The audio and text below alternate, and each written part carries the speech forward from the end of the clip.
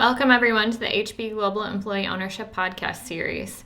Today we have with us Eric Crawford, who has served in many roles over his 37 years with the organization, most recently having served as COO and Division President of HB Home Services. He now serves in a consulting role for our company as he begins retirement. As always, we have with us Bob Whalen, CEO of HB Global, and Stacy Baum, Senior Vice President of People and Culture. Today, Eric's going to be talking about his journey from starting with HB Global out of high school and how he's been able to progress through the company without any formal college schooling or degrees, and how he's learned through the School of Hard Knocks and being trained and mentored by people throughout the organization, moving from an apprentice in the field all the way up to senior leadership roles. Just some housekeeping items before we get started. We recognize this podcast is available to the general public, but we just want to say the views expressed in it are in the context of HB Global and may not apply to broader audiences. This conversation has been edited for length, so you may notice some clunky transition points, but we thank you for your patience. With that, Stacy, take it away. Thanks, Jamie. Eric, we're so excited to have you here with us today. Happy to be here. Thank you. We're looking forward to talking with you a little bit more about your journey over the last 37 years with HB. And I think where we want to start is just why HB? What brought you here? Sure. That's a really a good question. It's kind of an interesting start. So 1988, I was a senior in high school. I did take some college preparatory classes, but yet I honestly didn't really have it figured out at that point. I was starting to feel a little bit of those pressures.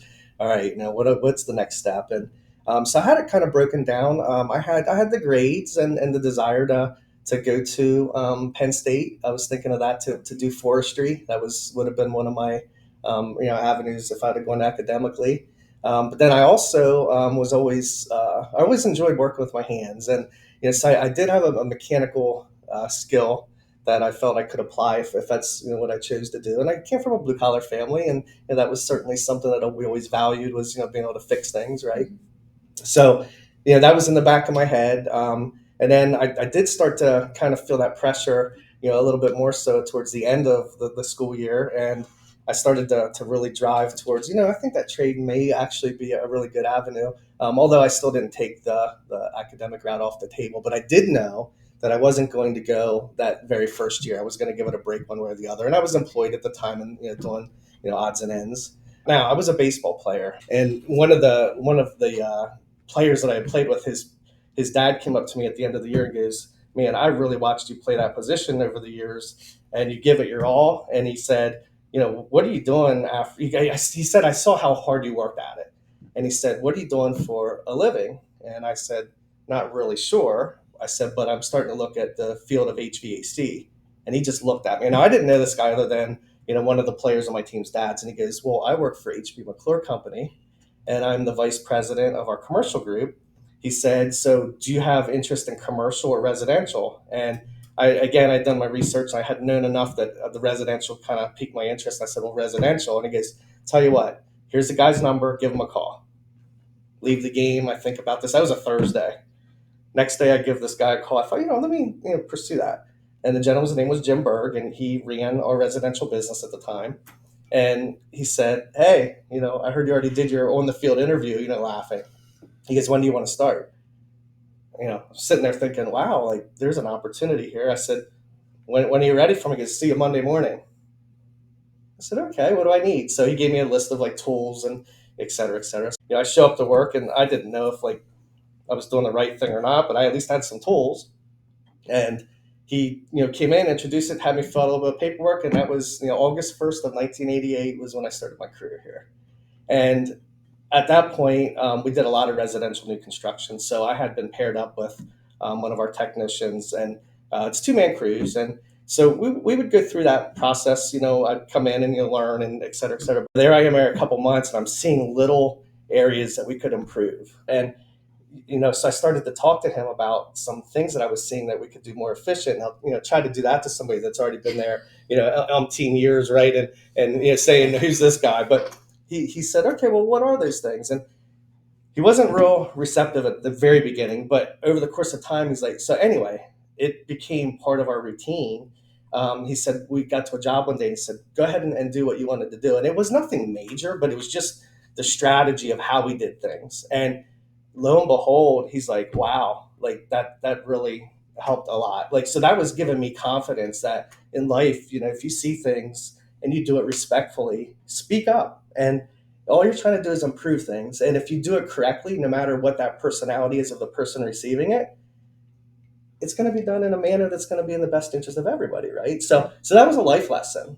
Um, Lo and behold, we did a ton of new construction, and basically within a year and a half, I was a lead. So I went from not knowing a thing to a year and a half later, had running my own jobs, and then I had an apprentice that was hired, and so at the time, like I mentioned, we did residential new construction. We did an awful lot of it. So, we would do upwards of 185 plus houses a year, and we would just kind of crank them out. So I was doing well with that, and then I was asked to go to the ABC Associated Builders and Contractors program, and that was in 1990. So 2 years in, they were like, "Hey, if you want to further your abilities and education, here you go," and kick that around because, again, I wasn't like the most academic person per se. So I did that, and that was a 4-year school, and it follows basically from your fall to your early summer. But it was every Tuesday and Thursday night. I committed to that for 4 years, and I vividly remember sitting in some of those classes, going, "My God, am I glad I didn't go to college?" For me to sit and just like listen, and like I was a hands-on person. Eric, I love your story because I think what you're sharing is that school and hands-on brings something different for each individual, and what brings your passion and fulfillment in the career and the job that you're doing is so important. So Sure. I love that. I also really like that you came through a referral to HB. That's Right. something that we still do today, and love referrals. I think that it's a big part of who we are as a business, of being able to recognize talent outside of just reviewing a resume. That's so true. Right. The other thing that really comes out for me in the early part of that story too is your lead at least being receptive enough to experimentation to give you the opportunity to try it. Maybe he's still skeptical, but we're willing to experiment and try Exactly. to improve things. And I think he was going to have a skeptical eye where you really were going to have to improve the process. It wasn't just doing it differently. You were going to have to prove out that you could actually do it more efficiently. And I think that's a lot about what we've been talking about, recently, about autonomy and testing, but there's an accountability aspect to it too. It's not just to do things the way everybody wants to do them out there. You actually have to prove out that it's going to be more effective. And, what if what you wanted to do really wasn't more effective? Oh, we used an extra hour or 2 hours or 3 hours, figured out that it wasn't more effective, and we go back to the way we were doing it. But if you saved an hour, 2 hours, or 3 hours, not only do we save it on that job, but we save it going forward for every job we do. And I think that mathematically shows why experimentation is so important and why taking those risks are worthwhile, because they pay off so much more than what you lose in something if it's not. I also love the story and these examples, Bob, of just having an open mind and a willingness to not have everything planned out, mapped out, go and try something new. I think, look what it leads to. It does. It leads to even more creativity is what ends up happening. And I was starting to go, okay, this is how this works, right? Because again, I was 18. I didn't know anything. Born and raised in Central PA, here all 55 years of my existence, and I have this world view of Central PA. I didn't have the college background to show the diversity in the different areas and the different mindsets, and so I kind of had to always learn that on the fly. And so I get through the 4 years of the ABC, and it was great. I was like 1994 at the time. 1996, unfortunately, the gentleman who I interviewed through had gotten ill and passed on, and we weren't a very big operation at the time, and it created an opening, and I was asked if I would have any interest in interviewing for my first ever job, in the office, and after thinking about, well, sure, let's see what this part looks like, and so at that point, what was I there 8 years in the field, and so I was introduced. Lo and behold, I was accepted. Through the interview, I was a selected individual, and so I start this whole new career, right? So I went from zero experience, 8 years of career, to all of a sudden the same trade, but a whole different mentality on what aspect of the trade you're looking at. Again, it kept it fresh for me. 8 years, sometimes someone could be like, I've been doing the same thing for 8 years. And it gave me an opportunity. So, I would always took advantage of opportunities that arose. And at the time, Jerry Donady had led our division, our operation. And, I thank Jerry to this day. I mean, he introduced me to, another part of the business. And, so now I'm getting these responsibilities that are more account driven and et cetera, et cetera. In 2008, we might have been about 195 employees, give or take, somewhere around there. And so Bob Whalen, Bob McClure, I'm sitting there, and I remember him saying, "Hey, everybody in the back of the building, wow, this must be pretty important stuff, right?" You go back there and we sit, and there's Bob Whalen, and Bob McClure says, "Hey, I have an announcement to make. I sold the company," and it was an interesting time for everybody. How did you feel? Do you remember how you felt? So I had 20 years in at the time. I had already personally, to speak, I had progressed my career, right? Mm-hmm. I felt that there was other opportunities laying ahead, but I also knew that we were only so big, right? So I wasn't naive. I knew there would be maybe a place for me, higher senior leadership at some point, but when and what, who knows? But it was that feeling of like, uh-oh, now what? Because it's the unknowns. It's always the unknowns in life that's having to sit there, uh-oh, now what, right? Yeah. But I am a pretty open-minded person. So I also thought, okay, Bob McClure had sat there and he said, introduce Bob, all the things and how he met him and, all this, going on. And you're sitting there thinking, first thing I thought was, oh, wow, we just got bought by somebody that doesn't know our trade. That was my natural instinct, and thinking, wow, like, what's that all about? Because again, you're homegrown. Everybody around you has either played a part in it or had some form of understanding of the business, and so there was a little maybe glitch in the comfort level at the time, and so you're sitting there thinking, okay, but what I didn't realize at the time was, wow, like that was one of the biggest, best turning points of my life and every tenured employee's life, right? And so we get an opportunity to meet Bob, and Bob was a visionary. I never seen a visionary before. I never seen strategic. Again, I come in every day and I do this to improve this, and but there was this bold approach of, and maybe not to the level where we are now, but there was this feeling of we're going to grow, we're going to create opportunity. So I was one that pretty quickly was like, I'm okay with this. Like, I'm here 20 years, but this is only going to get better, hopefully. And I didn't know Bob at the time, but I'm thinking, wow, this guy's definitely, got his stuff together, his act together. And why wouldn't I at the time, right? And so, and then Bob told his story from 2008 to the time we become ESOP. And, it was a tough economy at the time and things happened. But ultimately, what had happened is when Bob came in with this larger, growth, futuristic, growth mentality, is it shifted people as well. So at the time, Jerry Donady, he had a marketing major, and at the time there was an opening for him to become into marketing. There I am, kind of working my way up through here, and our residential looked different than it does now. It was kind of broken up between service and install, and it was, hey, here's an opportunity for that next thing. You want to interview for this position, and I'm along with some other people interviewed, and again, I was awarded that opportunity, but what it also did is it gave, and then I got to work with Bob and got some insight on Bob of the business side of this, not just the day to day. And we said, hey, let's consider taking residential and combining it into one residential piece, which was service and install, and managing it from the same, because even though it was the same, they kind of fought against each other sometimes, right? There were little silos. And so that was 2012. And now, I'm starting to advance my thought process on career again, right? And, Bob introduces the ESOP. Back then, to be fair to every employee, being part of that from the beginning, it was just ESOP at the time. Like, we didn't know the impact. Right. It sounded wonderful. It was, what was it, 2.70 share start? Am I right? Yep. That was a good guess. That was good.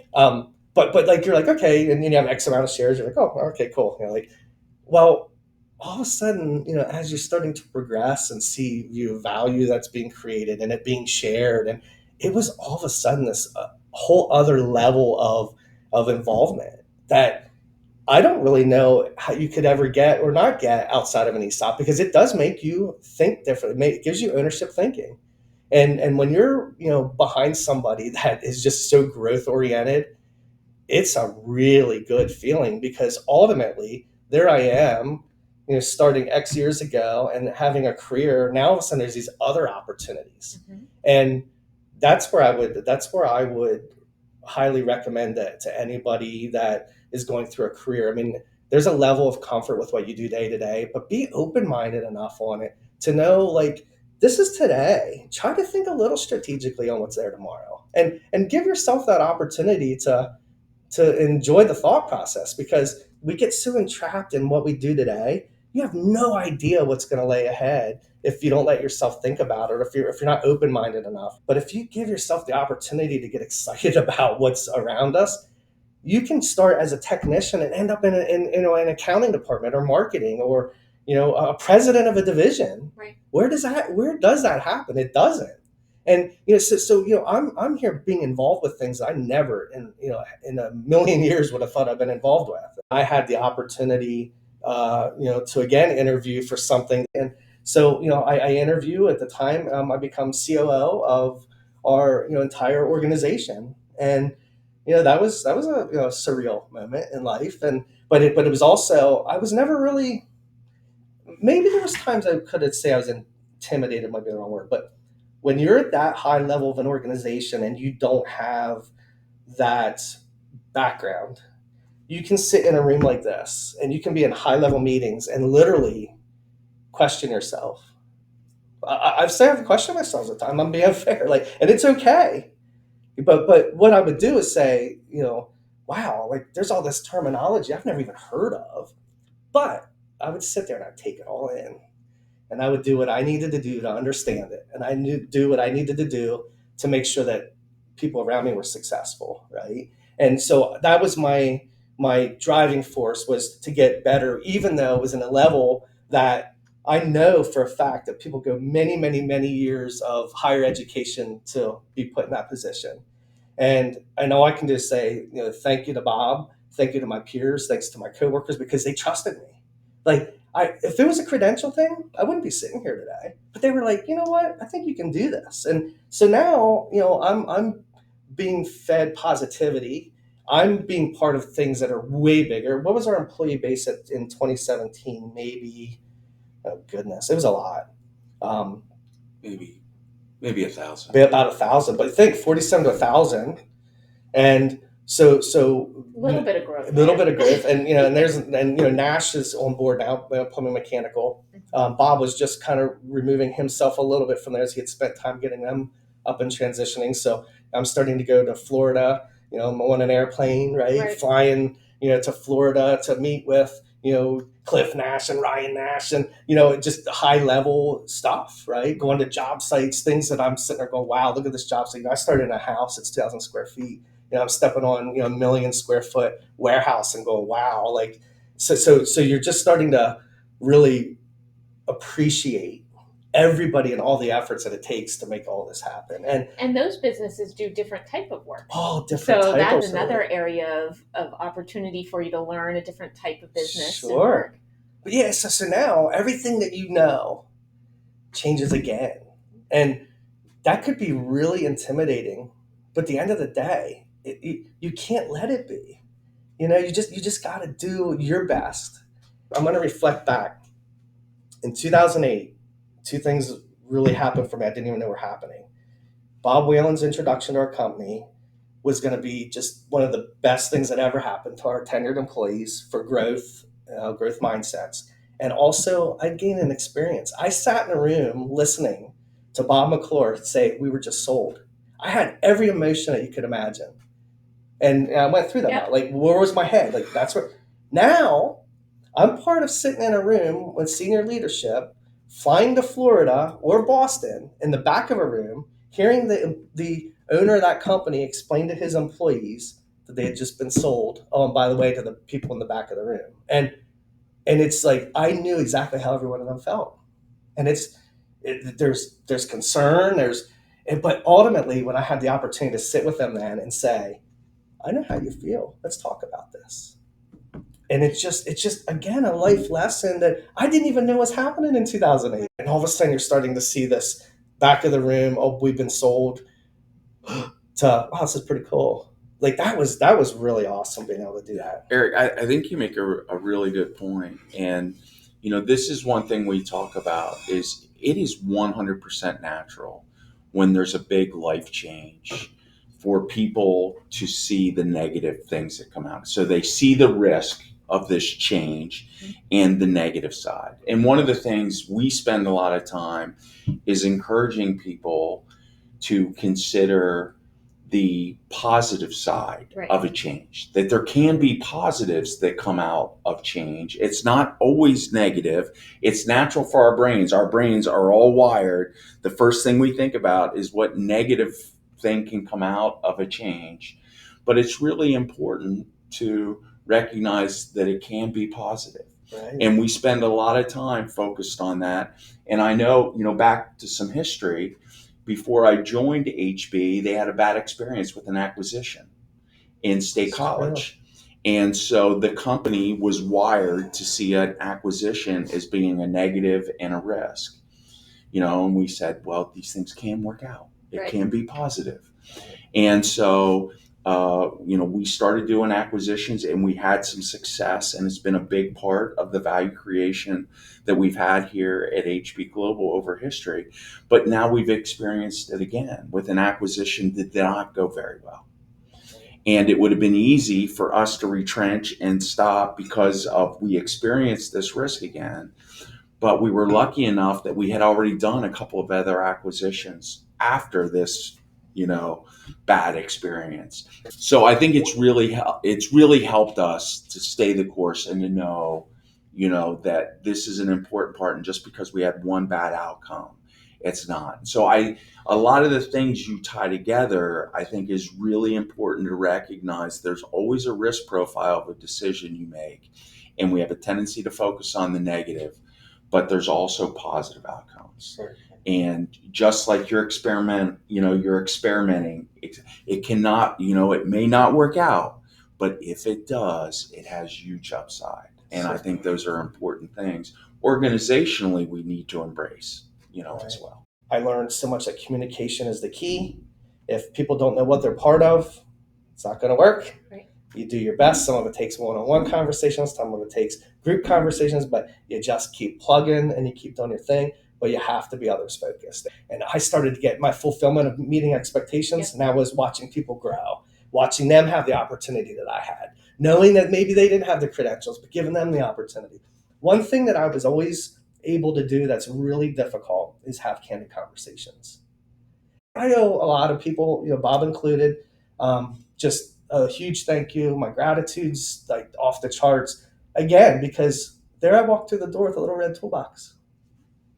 Well, let me tell a little story about, something that Eric gave me to, I think, put an exclamation point on all this and how it's changed, how we communicate things. So at one point, Eric just brought up his ability to have the hard conversation. Not always my strength, I got all kinds of excuses of why, not to do that. But Eric said to me one time, he said, Bob, you're not being kind to them if you don't give them direct feedback. If you allow them to think that they're doing the right thing when in reality, they're not. You're not helping them by not giving them their feedback. And how that, I'll never forget that conversation. It's one of the seminal conversations I've had, in my entire career, because as Eric said, we all have weaknesses. We all have things that we don't do as well. But if everybody, thinks about our radical autonomy model, the part at the end is about accountability. And it's one that I've been very open, was not always a strength of mine, but is an incredibly important part, if you're going to have a company that thrives on autonomy, people must be held accountable for results. And that really stems out of a conversation, that Eric and I had about, Bob, you're not being kind if you don't give them the last 10%, relative to that. And I will never forget that. I will be eternally grateful for Eric having that conversation with me. And I think it's just, a great way to wrap up, this conversation. Thank Eric for his 37 years of service and what he's done for us. Our residential business is an incredibly important part.